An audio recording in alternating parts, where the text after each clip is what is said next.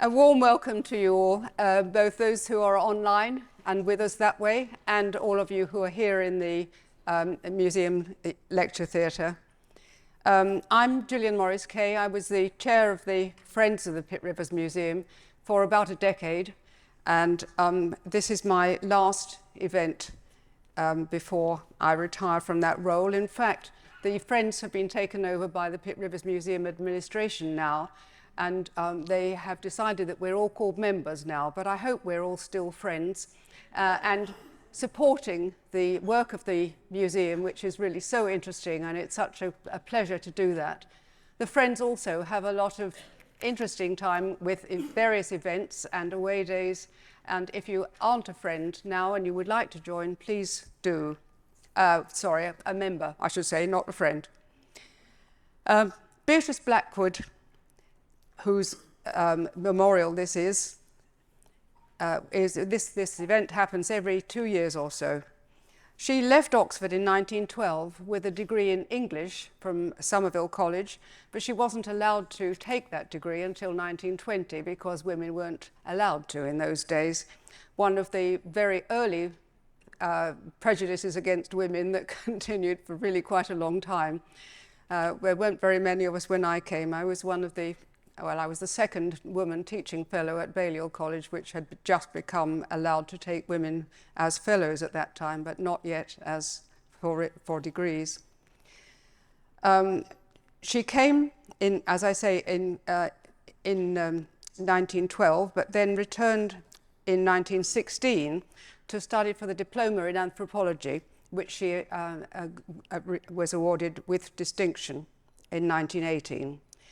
She then worked for a few years as assistant to Professor Arthur Thompson in the Department of Human Anatomy, becoming university demonstrator in ethology in 1927. I arrived in Oxford in 1976 as a lecturer in the Department of Human Anatomy, which was, and that was the year after her death in 1979. No, that's wrong. 76, I said, 75, sorry. The department building's history as the co-host of the anthropology as well as anatomy parts of the medical teaching, biomedical teaching group was still in evidence when I came. There was, in fact, in one of the ground floor lobbies, a very large glass case full of rather dusty skulls, most of which were trepanned. They eventually got moved to their new home in the new Department of Anthropology. But also, the back door from the basement of the anatomy department was only a few yards from the back door to the Pitt Rivers Museum, which was in those days open. And I think that close juxtaposition was not a coincidence. It was really to do with the very close relationship between those two departments earlier on. Also, the fact that the back door to the museum was open at that time provided a very nice shortcut to the Radcliffe Science Library. This was, of course, in the day, a very pleasant shortcut. It went through 2 museums to get to the library. But in fact, that was then, and then was the time in which we didn't go to libraries. Now is the time we don't go to libraries. We have access to all the libraries that we want without moving from our desks. Now, as is evident from this photograph, Beatrice was an intrepid field worker. Between 1929 and 1938, she spent significant periods of research in New Guinea, the Solomon Islands, and in the unadministered parts of Papua New Guinea. She came back from those field trips with about 2,000 items, which she gave to the Pitt Rivers Museum to increase their wonderful collections. On her return to Oxford in 1938, she was appointed with Tom Perryman, whose name has not lasted as long as hers, I'm afraid, as director of the museum, the Pitt Rivers Museum, of course. She was the only woman to fulfill that role before our current director, Laura van Broekhoven, was appointed in 2014. Laura is unable to be here this evening. She's in Portugal. Thank you, Gillian, and I'm so pleased to be able to be here, even though it is remotely, so my apologies for not being there in person. But first of all, I'd like to say how delighted we are that you are with us tonight, Sir Paul. And although I wasn't able to make it in person, I'm really grateful for the team and our pandemic learnings that luckily I can actually now be there. It allows me to be, and also some 60 other people in the room, to be here and listen to this year's Beatrice Blackwood Lecture. More than ever, museums like those that we are so deeply engaged with feel the urgency of groundedness in our past and also looking forward, hopefully, to our futures. And I just use the plural for the Pitt Rivers Museum's pasts, because each decade has sort of given us these opportunities and challenges that are unique to that decade that we uniquely had to address. And at times we had to deal with leaking roofs and finding buildings and knowing where to store our collections, and other times establishing our inventory systems. And we are deeply grateful to Beatrice Blackwood for the systems that she actually put in place as inventory systems for the collections. They're still there in the museum. All the cards that were written during the Second World War, really documenting the collections painstakingly. Other times, well, one of the things that we had to deal with was really sort of trying to find ways that we could set up learning programs that could speak to all children. And the digital age then again now presenting us with these new challenges, but also opportunities of reaching global audiences in unprecedented ways. And so now some of the challenges that we're facing today, as you laid out in the abstract to your lecture, are more ethical in nature, political also. And many of our local and global stakeholders and audiences expect us to react with sensitivity from a point of understanding and seeking for nuanced ways and collaborative ways that can help find ways forward for very complex questions that the press and sort of Twitterati usually don't have space to try and understand these complexities and nuances. And yet at the same time, it's exactly that nuance, that complexity that makes our museum so acutely relevant and so excitingly hopeful. So it's therefore such a joy to be part of this moment in history where our museums and the stories that their collections can tell have never been more relevant. The need for our museums is only growing, both as you laid out eloquently, because of our deep need for groundedness in beauty and emotion, but also because of the deep ties that so many Indigenous people that we work with have with ancestral remains and objects that are in our collections. And Gillian already spoke about the depth of your leadership experience in some of the most exciting of our national museums. And the breadth of your knowledge of the cultural horizon.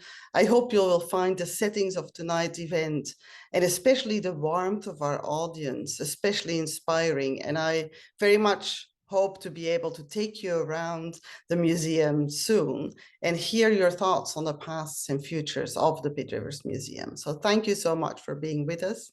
We're really pleased, and I'm pleased to be able to, even though I'm here in a hotel room in Lisbon, to be able to listen and learn about your experiences and your thoughts. So thank you for sharing those with us. So it now gives me great pleasure to introduce our speaker, Sir Paul Ruddock. For many years, Sir Paul has applied his long-standing experience and responsibilities in management and finance to support the preservation of our cultural inheritance as represented by our major museums and ancient cathedrals and other ancient buildings.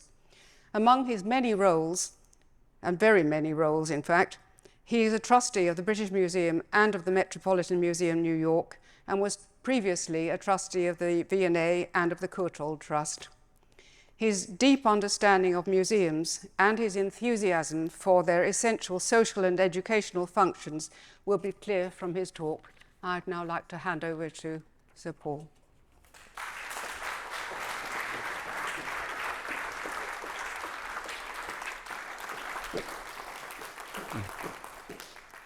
Well, thank you very much, Gillian, and thank you to the friends, as they still are, of the Pitt Rivers for inviting me tonight. I'm very pleased giving a talk in honour of Beatrice Blackwood. As you've just heard, she was quite an extraordinary woman. And not only was she a fearless and pioneering anthropologist, she also, when she came back to Oxford, spent most of her career helping catalogue much of what is in the Pitt Rivers today. And as you can appreciate, not a small undertaking. So the last few weeks have seen the role of museums as custodians of the past thrown into high relief, following the disclosure of the theft over many years from the British Museum stores of a large number of pieces of ancient jewellery, allegedly by a long-standing curator. And this certainly brings centre stage the role of museums, and particularly Western museums, as we move through the 21st century. Are they still relevant? Is their custodianship still appropriate in today's world? What is their purpose? But let me take you back a few decades. As a child growing up in England in the 1960s, there wasn't much ready-made entertainment. I think most of you here will recognize that time. No iPads, no PCs, no video games, and only about an hour's children's television a day. And when the weather was fine, it wasn't a problem. My mother would say, go and play with your friends, be back by lunchtime. No Find My Friends, no cell phone. But there was a problem. When the weather was bad, as it frequently seemed to be in England, how to entertain us. So like many children in my generation, I spent many weekends being dragged around National Trust houses and museums, both large and small. Unlike many children, I actually enjoyed this. In fact, my love of medieval art and architecture undoubtedly dates to this period. I grew up in Warwickshire, just down the road from the wonderful 15th century moated Baddesley Clinton and the 16th century Packwood House. And the nearest big town was Birmingham, and museums there included the Natural History Museum with this wonderful triceratops skull that started me, like so many boys and girls, with a fascination for dinosaurs. So I wrote off to the Utah National Dinosaur Museum in the States, who sent me masses of information for a school project. And what a mind-opening and exciting experience for an 8 or 9-year-old that was. I could not believe that there was a museum dedicated to dinosaurs. Each year, my family would come to London for a week. We'd go to see a West End show, we'd go to the sales, and without fail, we'd go to the V&A and the British Museum. And these journeys were a catalyst for my love of art, and for why museums, to my mind, remain so important as repositories of human knowledge and achievement. On one visit, when I was 7 or 8 years old, I saw the full-size cast of Trajan's Column in the V&A, admittedly cut into 2 pieces, which I saw through a chink in plywood hoardings, because the V&A, it's sad to say, was using the cast courts for storage in the 1960s. But how exciting was that?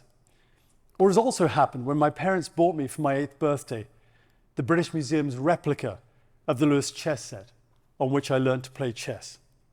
And this same chess set, a generation later, was the inspiration for that used in Harry Potter and the Sorcerer's Stone. Ancient objects, in this case something that was made 900 years ago in Scandinavia, have the same ability to excite today as they did when made. And these experiences all triggered my love of history and art in the same way millions of children today are excited as they wander around the mummies of the BM or the dinosaurs at the Natural History Museum. So growing up, museums were places of wonder, of import, uncontroversial guardians of science and the arts. And they still are for the vast majority of people who visit them. In a typical year in the UK, 50 million people visit our national museums. That is 5 times as many as go to football matches. But by the time I became involved with the V&A and the British Museum in the late 1990s, museums, whilst not yet particularly controversial, had become for many people dull. Most had seen little renovation for decades, displays were quasi-Victorian, information was frequently sparse. They were not places that were welcoming. In fact, by the late 1990s, attendance at the V&A had dropped to below 1 million, back to the levels of a century earlier. Why was this? Exhibitions often didn't have broad appeal, though there were some stunning exceptions. This is the queue to see Tutankhamun's treasures in 1972 at the British Museum, which drew 1.6 million visitors. But museums were perhaps also viewed as elitist. But a lot was down just the poor presentation of the collections. By the 1960s, the high street had been transformed. Whether it was Topshop or Zara, shop windows were huge showcases with massive panes of glass behind which beautiful arrays of merchandise were stunningly lit. The consumer had come of age. And in stark contrast, museum displays were boring. They were old-fashioned. So going back 25 years, a major focus for us at the V&A was to redesign, renovate, and redisplay the collections. To have much more beautiful cases, non-reflective glass, LED lighting, better, clearer labeling, and to excite people as they walked around the galleries. But also to create exhibitions that had broad appeal. If you're staging an exhibition on the 18th century designers Thomas Hope or William Kent with their more academic approach, counterbalance that with an exhibition on Vivienne Westwood or David Bowie. And it worked. By 2019, the V&A was seeing 4 million visitors, a quadrupling from 20 years earlier. Clearly something was working to broaden the audiences, whilst in no way diminishing the scholarship the museums continued to undertake. In 2010, Neil MacGregor, then director of the British Museum, presented a groundbreaking series of 15-minute radio broadcasts, The History of the World in 100 Objects, using the British Museum collections to show the evolution of humankind from the hand axes of 2 million years ago to a contemporary Sharia-compliant credit card. At the time, the series was lauded. The Guardian said the program was a broadcasting phenomenon. The Independent called it perfect radio. 4 million people listened to the series, and another 10 million downloaded the podcast, almost half of whom were from outside the UK. And all around the country, schools and local museums organised related projects.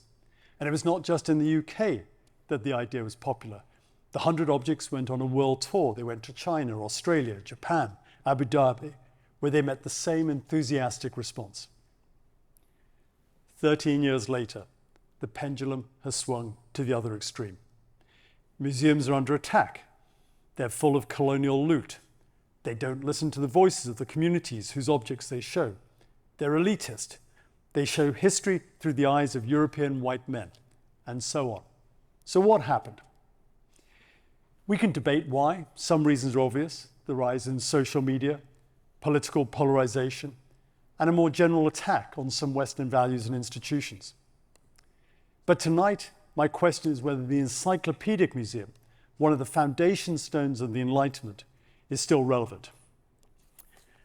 I argue that not only are museums as relevant as ever, but in a world where tribalism and nationalism are re-emerging, where vocal minorities at both ends of the political spectrum are driving the debate, that museums remind us of our shared history. They reflect our common humanity. From the earliest times, humans have used objects for multiple reasons, some utilitarian, some ritualistic, to memorialize ancestors, to intercede with the gods, for adornment. The earliest tools date back, as I said, 2 million years, and this hand axe from the British Museum was made 1.5 million years ago and was found in the Olduvai Gorge in Tanzania. And it fits as perfectly today into a human hand as it did when it was made all those millennia ago. The earliest jewelry dates back 150,000 years. These shells that were turned into a necklace were found in the Bismoon Cave in Morocco. We humans have a long history. That history is not always pretty, and the manner in which museums display that history has not always been pretty. But that is not a reason for them to be dismissed, for they show that cultures around the world both differ in many respects, but also share a commonality. And they show that our forebears shared similar concerns and struggles to those that people face today. Demotic tests cuneiform inscriptions from 5,000 years ago show people have always worried about the price of food or their spouse's annoying habits.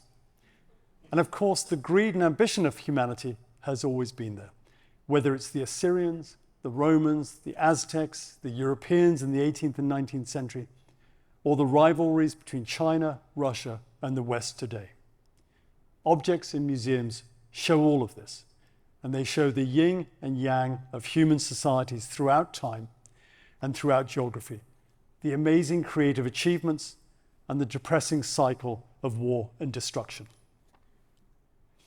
Until the 17th and 18th centuries, European collections of art and objects were almost the exclusive purview of royalty, the aristocracy, and the church.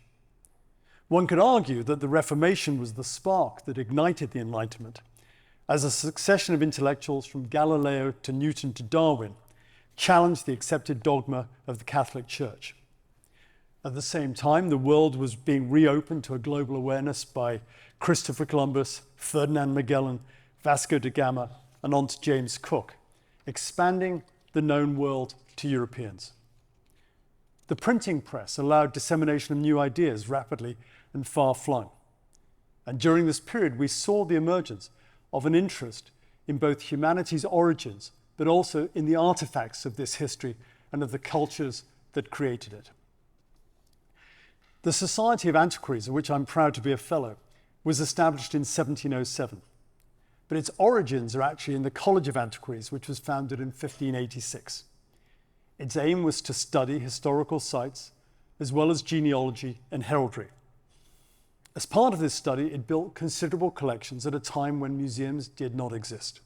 For example, it acquired a large group of paintings in 1828, 30 years before the National Portrait Gallery opened. But in many cases, the museums that did emerge were the direct result of inquisitive and obsessive collectors. England's first real museum was the Ashmolean here in Oxford, founded in 1677 to house the collections of Elias Ashmole, which he himself had acquired from John Tredescan the Elder and John Tredescan the Younger. And the collection, as many of you know, included books, coins, as well as natural history and geological specimens. The British Museum was founded 75 years later in 1753 with 71,000 objects, books, coins, and natural history specimens from the obsessive collector Hans Sloane. These collectors were products of the Enlightenment. They wanted to understand the history of societies, but also to make sense of the natural world. The late 18th century through to the mid-19th century was a time of turmoil in Europe. The French Revolution of 1789 overturned a monarchy that had existed for 1,300 years.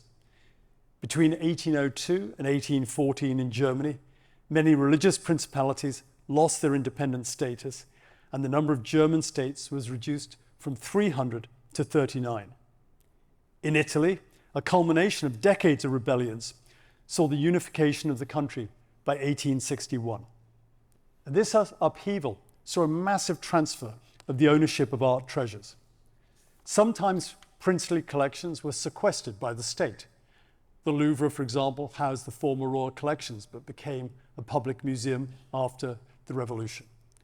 Sometimes religious collections were transferred into public ownership, like France, or sold. One of the greatest religious treasuries in Europe, that of Basel Minster in Switzerland, was split between Basel city and Basel canton, and the latter sold their objects on the open market. And in fact, this reliquary of St. Eustace in the British Museum was acquired from that sale in 1850. In Italy, the upheavals caused financial pressures. Many old families were forced to sell their great works of art. And there and elsewhere, religious establishments sold objects to literally provide funds to repair the roof. Now, this period coincided with the growing ambitions of many European powers. Britain, France, and Germany were competing to acquire great art. Museums such as the National Gallery in London, founded in 1824, and the V&A, founded in 1852, were hungry and aggressive buyers of works of art that had been thrown up by these revolutions and secularization. Dealers would warehouse objects until national funding became available, and the core collections of our national museums were formed in this period. Many of the leading American museums were established a few decades after their European counterparts to provide both status and cultural leadership to the emerging great cities of the US. In New York, the Metropolitan was founded in 1870. In the same year, the Museum of Fine Arts in Boston was founded. This was followed by Detroit in 1885, Toledo in 1901, Cleveland in 1913, and so on. However, they had come late to the party. The National Gallery in London has 4 paintings by Duccio. Until the Met bought this tiny painting in 2005 for $45 million, the Met had no Duccios. On the other hand, most American museums have tremendous collections of Impressionist paintings, whereas UK collections are depressingly weak in this area with the exception of the Courtauld.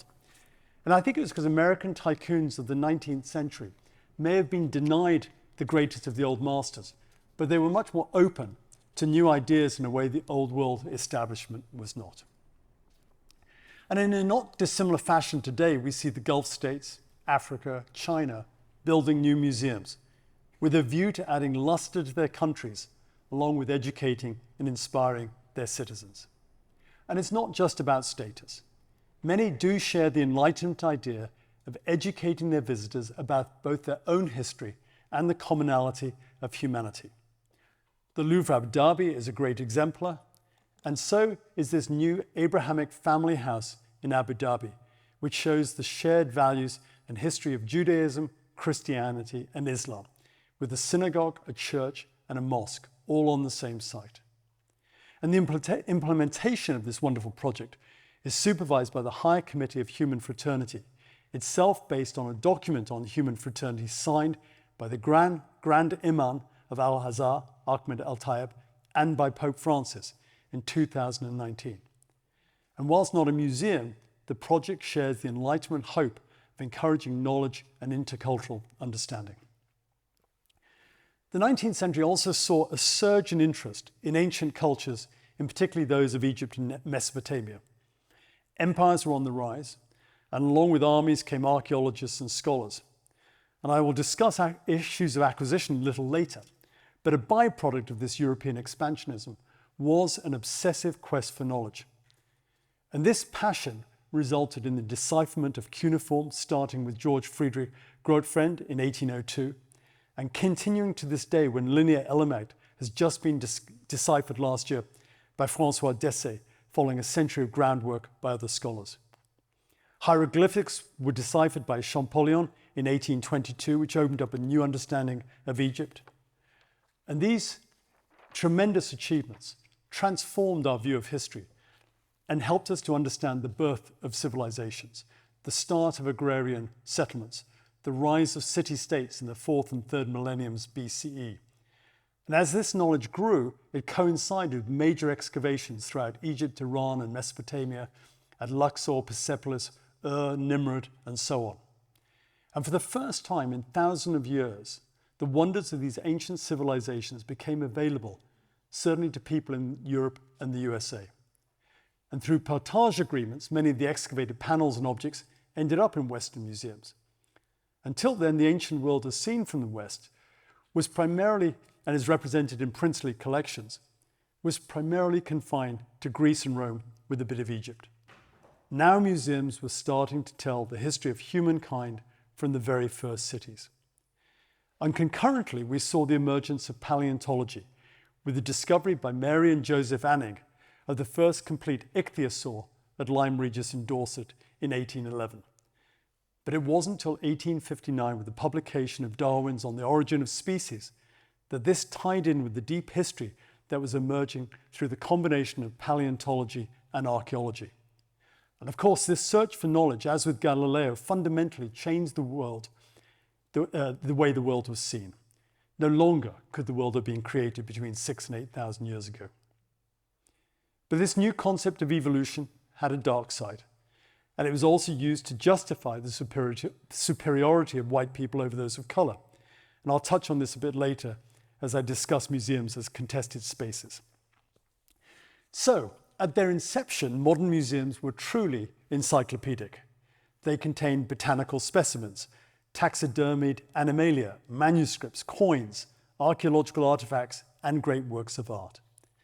But as the 19th century progressed, so did specialization. The V&A, itself originally the Museum of Manufacturing and then the South Kensington Museum, spawned the Science Museum and the Royal College of Art. The British Museum gave birth to the Natural History Museum and more recently the British Library.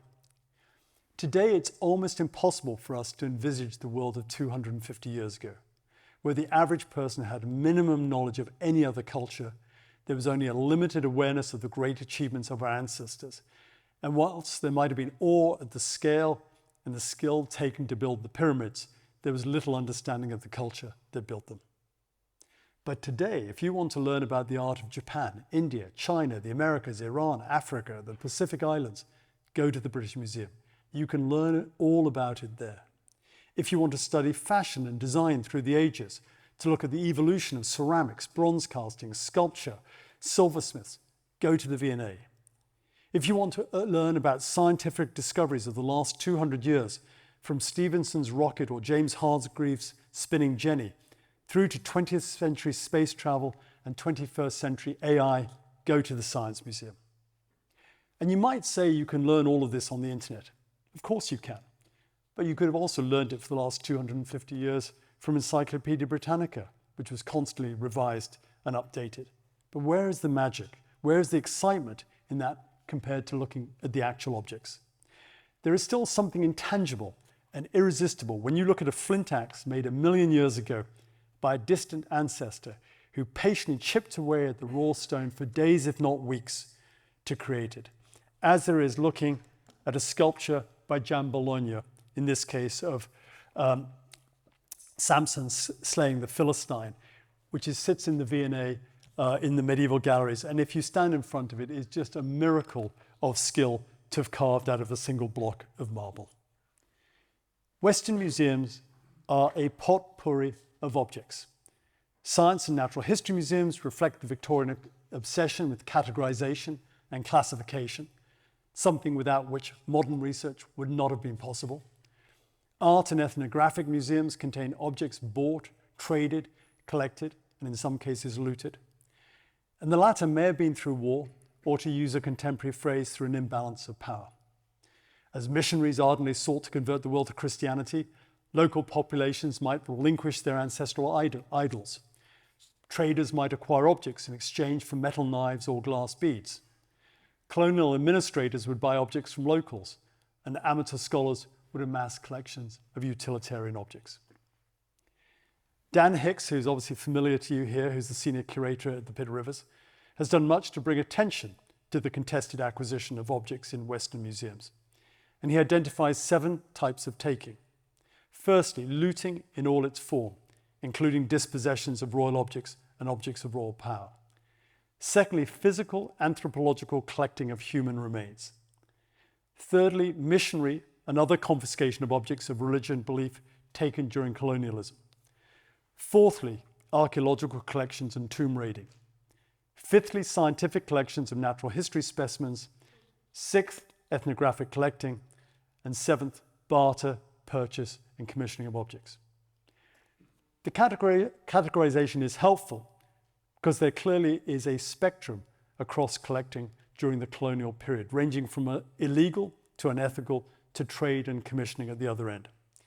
And it's further complicated in the cases of acquisitions made during the colonial period, but not from a subject colony, and where the objects have now become a focus of nationalistic sentiments. So what role should museums now play? Are we just a space in which objects are contested, or are we a forum in which debate occurs? Firstly, we should say in most encyclopedic museums, the number of truly contested objects is a very small part of the overall collections, although they have come to dominate the narrative. But to elaborate on Dan Hicks's categories, if we look at the types of contested objects, they fall into several groups. Those acquired by colonial power and punitive raids, the Benin bronzes or the Ashanti regalia, for example. Those acquired legally but having significant nationalistic import to the country of origin, such as the Parthenon marbles. Those that were acquired legally but which have religious or ancestral import to the origin country, such as the Easter Island moai. Or objects that have been acquired in recent history, through illegal excavations, which I think everybody agrees should be repatriated to their country of origin if safe to do so. Now, I'm not going to debate individual cases tonight, but I'm going to ask more, what is the role of the museum as custodian and exhibitor of these objects? Max Hollein, who is the director of the Metropolitan Museum, summed it up as the museum moving from docent to convener. Museums and curators are trying to do the right thing. The level of discourse and scholarship is changing, and Dan Hicks can be credited for raising the profile of some of these issues. Provenance is becoming a key issue, and museums are learning to deal with competing cultural issues and multiple constituents. And museums have to be open to debate about the objects they hold and be transparent in their explanations of acquisition. But standards change over time, and museums are not immune to these changes. Many collections acquired in the 1970s and 80s in good faith by museums and collectors, particularly in the US, have been shown to include numerous objects stolen in recent history by tombaroli. And today's standards of acquisitions are significantly stronger, but there is still the risk of sophisticated criminal networks creating forged provenance for looted pieces. And this was something the Metropolitan found out to its dismay only recently with this golden era sarcophagus that it bought in 2017, supported by extensive documents, including now a forged 1971 export license. And it turned out to be looted during the Arab Spring in 2011. Now, curiously, this came to light because of this photograph where Kim Kardashian, at the Met Gala in 2018, posed alongside it. A smuggler in Egypt who'd been involved in the looting of the sarcophagus alerted the authorities. One presumes he'd not been paid. But it does show you the risks are still out there. But even source countries may not agree on whether an object should be returned. In 1868, HMS Topaz, a British frigate, visited Easter Island and collected 2 of the massive basalt sculptures known as moai, which was subsequently deposited with the British Museum. At the time, Easter Island had become severely depopulated with no more than a few hundred inhabitants as a result of, amongst other reasons, deforestation and Peruvian slave trading. And there is no suggestion that the statues were taken by force. In 2018, the governor of Easter Island, Laura Rapu, asked the British Museum to return the main sculpture, Hoa Hakananai, whose spirit, she argued, needed to be returned to the island. In contrast, the mayor of Easter Island, Pedro Power, argued that the statue should stay in the British Museum. As on Easter Island, there are almost 1,000 more moai, and he said the sculptures are falling apart because the volcanic stone from which they're made is being battered by wind and rain, and as we saw very recently, by wildfires. He also pointed out that a statue that Argentina had returned only recently is now being used, to quote his phrase, as a pillar for lazy dogs. Instead, he asked for financial and curatorial support, and following on from this, the British Museum has been working closely with the island to further conservation and research. So there is a need for continuing, ongoing dialogue between Western museums and the source countries, regardless of when the objects were acquired. The British Museum is an important partner in the Benin Dialogue Group, which is working with groups both in Nigeria, Europe, and the United States about plans both to display objects in Benin, to digitize the corpus of objects from Benin, and to progress the archaeological work in the city. And as I said, I don't really want to dwell on the Benin discussion tonight because it falls into the category of what may have been legal in 1897 by international law, as opposed to what is considered ethical today.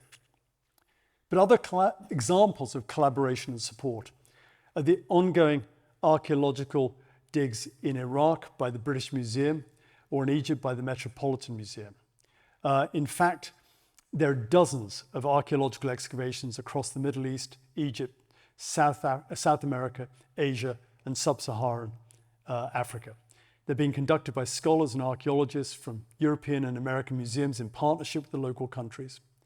And one example is that the keeper of Near Eastern at the British Museum, St. John Simpson, who's been doing excavations in Iraq, has also just made an interesting discovery because they've found bitumen in northern Syria and Iraq, which is identical to the bitumen in the Sutton Hoo the Sutton Hoo burial graves, the ship burials. And an Oxford academic called Helen Gattas wrote a very interesting thesis recently arguing that the two princes buried at Sutton Hoo were in fact arguably mercenaries for the Byzantines against the Sasanians in the late 6th century, because there were two artifacts found in those graves. One is a glass jug, one is a brass jug, which could only have been made in either Egypt or in Syria, show very little sign of wear and are very much everyday objects of the type that would not have been traded.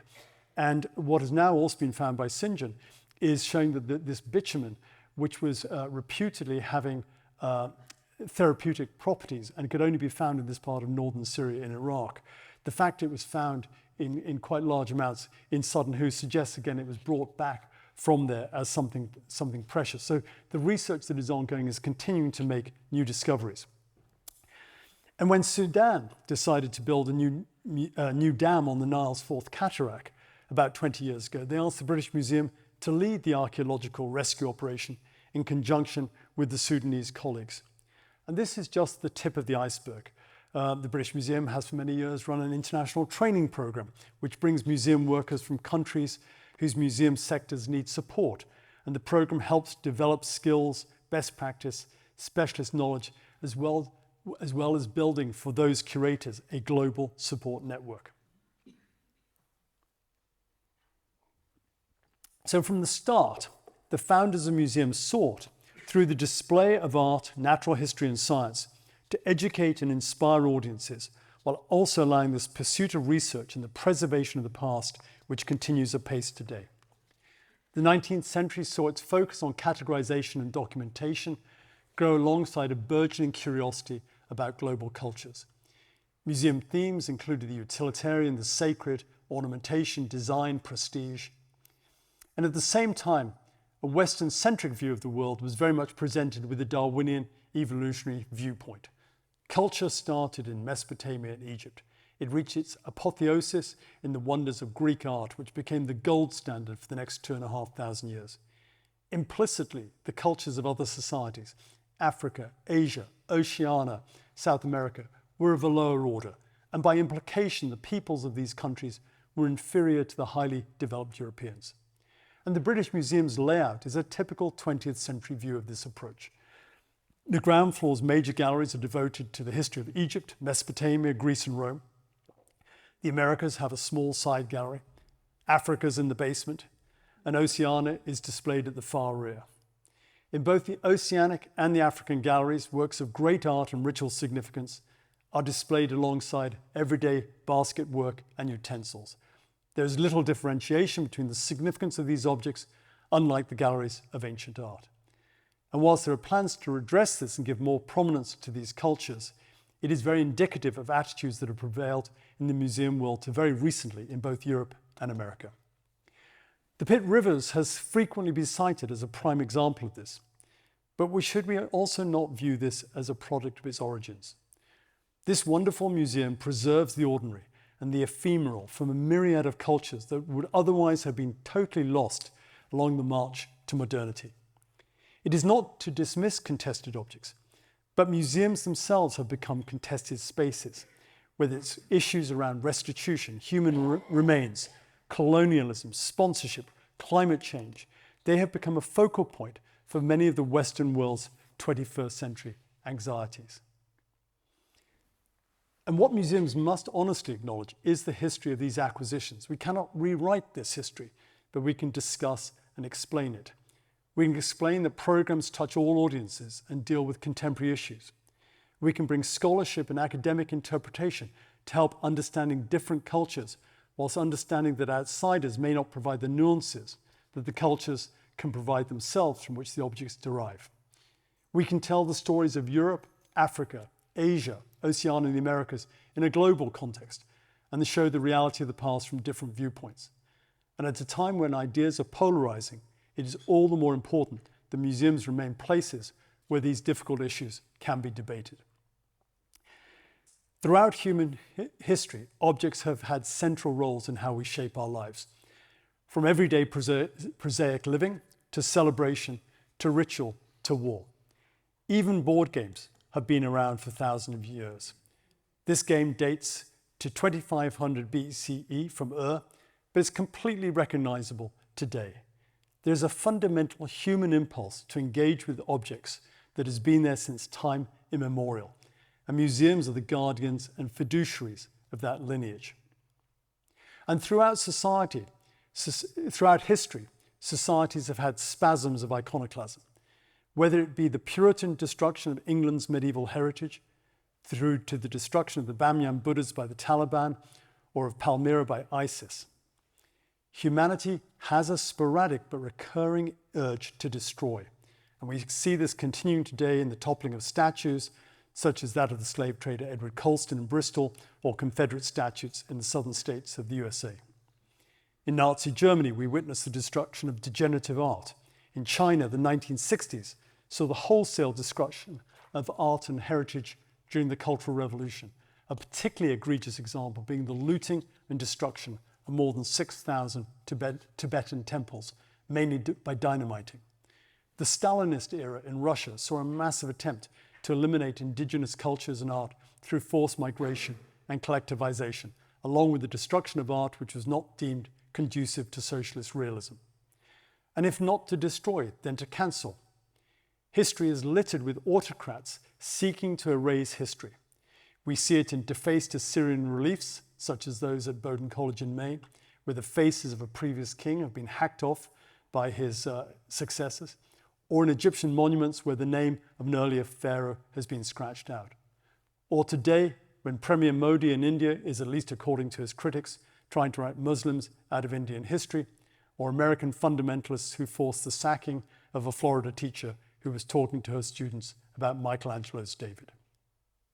Some of these voices, whether nationalistic or partisan, attacking the concept of the Universal Museum, are coming from countries or groups that in recent history have exhibited some of the worst examples of cultural destruction or intolerance. And our response to criticism from these quarters needs to be measured and not a knee-jerk reaction. Museums can provide forums for these competing views. They show that throughout history, societies have suffered disagreements and challenges. Showing this diversity of opinion is more important than ever, given the polarization that we are seeing and the challenge to the ideas of the Enlightenment. An Enlightenment that brought us democracy, modern medicine, and technical achievements too numerous to mention. And ironically, at the same time as there is more questioning of this relevance and purpose, museums in Europe and the US remain the most popular tourist attractions. Before COVID, the BM was seeing 6 million visitors a year, 70% of them from outside the UK. The Louvre became so popular with 10 million visitors that it has had to ration visits. And in the non-Western world, as I've mentioned, there are huge museum building projects. So museums do continue to be inspirational and educational institutions, as well as providing entertainment and a focus of community. In some respects, they've taken on the role of sacred spaces in the 21st century. Visitors often sit in contemplation of the wonders of human creativity, whether it's a painting by Da Vinci, a Neolithic carving of a Venus figure, or a sculpture by Antony Gormley. These objects can touch our souls. Great paintings and works of art produce a resonance in human emotion in the same way that great music does. Why does a Rothko painting sing? In a way that so many paintings do not. Art can amaze if you look at a boxwood carving by Adam Dierks from around 1500, or a miniature from about a century earlier by the Limburg brothers. The mind boggles at the skill which created these. And visitors come to museums and continue to be inspired in the same way that I did when I was 8 years old. And museums remain an incredible research resource. Every designer I have ever met in the UK spent many days in the V&A studying patterns, fabrics, and designs from the 16th century to the contemporary. And over the years, the V&A has held numerous exhibitions showcasing the work of British designers from Mary Quant to Vivienne Westwood to Thomas Heatherwick, who all paid tribute to the V&A's collections as a major source of inspiration. Auguste Rodin, France's greatest late 19th century sculptor, passed months in the British Museum studying the masterpieces there of Greek classical sculpture. The same goes for science and natural history museums, which have been a springboard for generations of scientists and researchers. And research and teaching remains a cornerstone for all major museums. At the Science Museum, projects range from studying augmented reality to teaching school children about climate science. The Natural History Museum employs 300 scientists who publish over 700 scientific papers a year. And the BM continues to conduct important archaeological excavations around the world, providing greater understanding of the deep history of these sites. And museums continue to record our contemporary life for future generations. The V&A is collecting contemporary fashion, ceramics and jewellery, as well as recording the less tangible. A current project is looking at how transitory heritage, such as the Glastonbury Music Festival, can be interpreted for the museum audiences of today. Imagine how amazing it would have been if such recordings had been available in the 16th or 18th centuries to look back at the Reformation or the French Revolution from the viewpoint of the actual participants. And of course, museums remain a strong magnet for tourism and a cornerstone of the cultural life of most big cities. Typically in the UK, 6 or 7 of the most visited tourist attractions in the UK are museums. Abu Dhabi, Qatar and Saudi are not doing this out of purely altruistic motives. They hope that it's going to create cultural hubs and draw people to their countries and cities. And we live in a multicultural society. Today in England, population is 18% Black or Asian. London, it's higher, 34% Black or Asian. And a good friend of mine of Asian descent talks frequently about how wonderful it is to show his friends and visitors the wonders of his culture by visiting the V&A and the British Museum. Whatever colour, race or creed you are in Britain today, or France or America, you do not have to go to India, Africa or China to see your history and culture. And in an interesting twist last year, a lawsuit was brought by a group of African Americans to try and prevent the Smithsonian Institute returning their Benin bronzes to Nigeria. In the event, the suit failed, but the merits struck me as very reasonable. Their argument was that these objects had been made in the 16th century from the Manila bronze ingots with which Portuguese traders had bought slaves from the Oba of Benin. And the suit argued that as descendants of enslaved peoples, they should be able to enjoy these objects in the country in which they now live, America. And this just shows the incredible complexity of human history and the history of collecting and its ever-evolving story. Museums are unique. They're educational institutions, research institutions, tourist attractions. They are guardians of the achievements and lives of hundreds of generations of humans before us. They let us marvel at the ingenuity, creativity, sheer skill of societies that live 100, 1,000, 5,000 or 1 million years ago. And they also remind us that we are by no means the most skilled or creative generation in human evolution. They foster intercultural understanding. They stimulate artists and designers today. They hold exhibitions that reflect on contemporary society. And on top of this, they're just wondrous places in which to wander and reflect. Much of what we know about the ancient world would not have occurred without the archaeology of the last 200 years, combined with the curatorial expertise provided by our great museums. Whether it's deciphering hieroglyphs, studying flora and fauna, or sharing the cultures of the world. Rather than creating division, these institutions show the commonality of human achievements and aspirations and their linkage and connections across the globe and across the millennia. They celebrate both the history of humanity, but also the extraordinary artistic and scientific achievements of civilizations throughout histories. And museums, as trustees of world history, preserve the evidence for future generations to study and understand. They are places of wonder and enlightenment. And many, as I said, they take on a sacred space. In a rapidly changing and increasingly anxious world, they provide a counterbalancing sense of stability to transitory fashions and ideas. The internet is a wonderful tool, and museums have been active in digitizing collections for the benefits of scholars and enthusiasts globally. And whilst a digital reproduction does not convey the magic of the original, you may nevertheless study cuneiform tablets online as easily today in Sydney, San Francisco, or Seoul as you could in London or Paris. But there is this inherent magic in the original artifact, the axe that the human being chipped from a flint 2 million years ago, a scene from a Persepolis relief showing the violence and the luxury of Achaemenid civilization, objects that would have been lost to the mist of time if not safeguarded and studied in museums. And the Encyclopedic Museum today is not rooted in nationalism. It seeks to be a knowledge educator and facilitator. It helps us to understand how different cultures through time have tried to make sense of birth and death, peace and war, harvest and famine.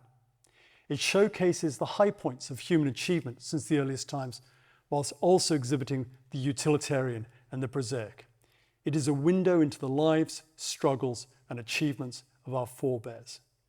How different peoples and times have tried to explain their relationship to the world, how we in the 21st century came to be who we are, the first tools, the transition from hunter-gatherers to agrarians, to the creation of awe-inspiring buildings and wondrous objects. And we must acknowledge the history of these collections, but we cannot rewrite it. But we can tell these stories of worldwide humanity, particularly if we do it in partnership with the cultures from which the objects derive. We've been very fortunate that those enlightened minds of the 18th and 19th century sought to preserve and record. Our culture and understanding of our history and other cultures would be so much less if the likes of the Reformation Puritans to Mao's cultural revolutionists and the present-day iconoclasts had succeeded in obliterating all evidence of our past. Whenever throughout history the world has moved towards tribalism and polarization, it has rarely been a good outcome. The Universal Encyclopedic Museum can help explain, maybe not counter it, but certainly be a place to discuss it. We must continue to showcase all cultures and be a public square for the debate of contentious issues from which we must not shy away. But we need to provide balance and not let angry voices at both ends of the spectrum dominate the agenda. And that is why I think museums still play such an important role in society to protect and preserve all our histories, and why I think museums are as relevant today as they've ever been. Thank you very much.